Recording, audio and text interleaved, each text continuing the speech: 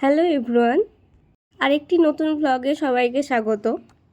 অনেকটা জার্নি করে এসে বিধ্বস্ত অবস্থায় চলে এসেছিলাম নারীকুঠি আয়োজিত এক্সিবিশনে। সেখানে বাহুবাংলার একটি স্টল আছে যেটা আমাদের স্যারের, তো সেখানে আমি আর তামান্না ছিলাম।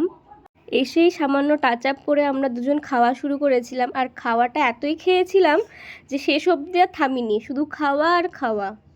আমাদের বাহুবাংলা স্টলের কিছু কিছু স্পেশাল আইটেম যেমন পাটিসাপটা, দই বড়া মারাত্মক ছিল খেতে। এই পাটিসাপটার কোনো কথা হবে না, আমি কোনো পুলি পিঠে খাই না, কিন্তু এই পাটিসাপটাটা মারাত্মক ছিল। তারপরে পাশের স্টল জায়গা থেকে একটা চিকেন চিজ স্যান্ডউইচ অর্ডার করেছিলাম। স্যান্ডউইচটা এতটা সুন্দর ছিল, পুরো চিজ অ্যান্ড চিকেনে পুরো ভরপুর ছিল। প্রতিটা বাইটে একটা স্ট্রং ফ্লেভার পাচ্ছিলাম চিকেন আর চিজের। লঙ্কার চপ খেয়েছিলাম, লঙ্কার চপ খেয়ে আমার আর তেমন এতটা ঝাল লেগেছিলো যে আমাদের নিজেদের স্টল থেকে আমরা দই বড়া কিনে নিয়েছিলাম। সত্যি বলছি, বাহুবাংলা স্টলের দই বড়ার কোনো তুলনা হবে না। এত সুন্দর টক ঝাল মিষ্টি দই বড়া আমি এর আগে কখনো খাইনি।